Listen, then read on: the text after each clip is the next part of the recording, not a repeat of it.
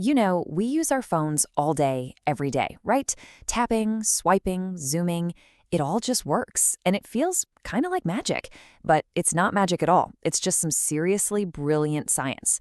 So today, let's pull back the curtain and see how it all really happens. I mean, have you ever actually stopped to think about it?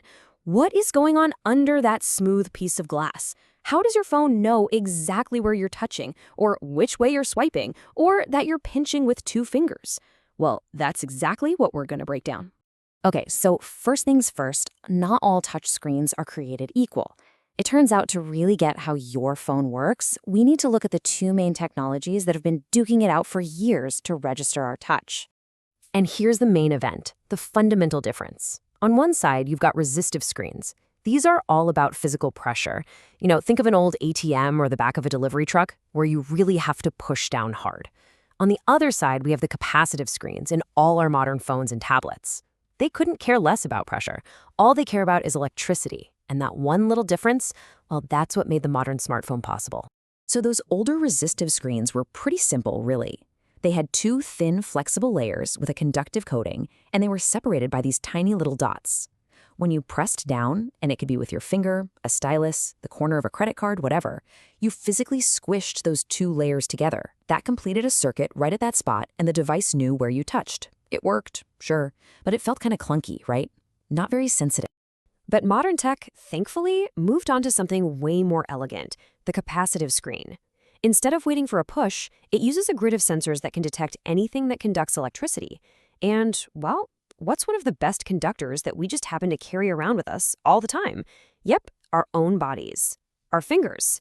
This is the tech that changed the whole game. Okay, so how does your screen feel you without you having to press down at all? This is where the science gets really, really cool. This is the big aha moment that explains everything about how your phone works. So it all comes down to this one key idea: capacitance. See, your phone screen isn't just a piece of glass. It's coated with a transparent material that can conduct electricity, and this creates a constant, uniform electrostatic field all over its surface. The best way to picture it is like an invisible, electrically charged web that's stretched perfectly over your display. And this is how that web works in 4 simple steps. First, that steady electrical field is just sitting there, always on. Second, you bring your finger, a conductor, up to the screen. Third, and this is the magic part, your finger actually draws a tiny bit of current from the screen, disrupting that field. It's like dropping a tiny pebble into a perfectly still pond. It creates a ripple. And finally, the phone's controller is so fast that it instantly calculates the exact X and Y coordinates of that ripple. It all happens in a fraction of a second. This quote really just nails it. It's all about how conductive we are. That's the secret sauce. It's why the screen responds to your bare finger, but if you're wearing regular old gloves, nothing happens. The gloves are insulators. Your body is literally part of the circuit every time you touch your phone. So this leap in technology is amazing. But what did it actually give us? I mean, why does it matter? Well, probably the biggest revolution was multi-touch. Because the screen is a whole grid that can detect multiple ripples at the same time, it totally changed how we talk to our devices. This is what gave us a whole new intuitive language of gestures, stuff we don't even think about anymore. Tapping and scrolling, of course, but also pinching with 2 fingers to zoom in on a photo, swiping through an album, rotating a map, and even more advanced stuff like using 3 or 4 fingers to switch between apps. All of that is possible only because the screen can track more than one touch point at the same time. But of course, it's not always perfect. We have all been there. You're trying to do something and your screen just ignores you. It is incredibly frustrating. So let's take a look at what's actually happening when the magic suddenly stops working. Right? So what is going on when your phone decides to give you the silent treatment? Is it you? Is it the phone? Well, the answer is it could be a whole bunch of different things. Here are some of the usual suspects. Physical damage is a big one. A crack in the screen can literally break the connections in that delicate electrical grid. But it's not always physical. It could be a simple software glitch, a frozen app, or your phone just running out of memory. And water is a huge one.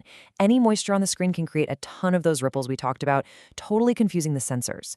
Sometimes it can even be internal hardware problems or interference from other electronics nearby.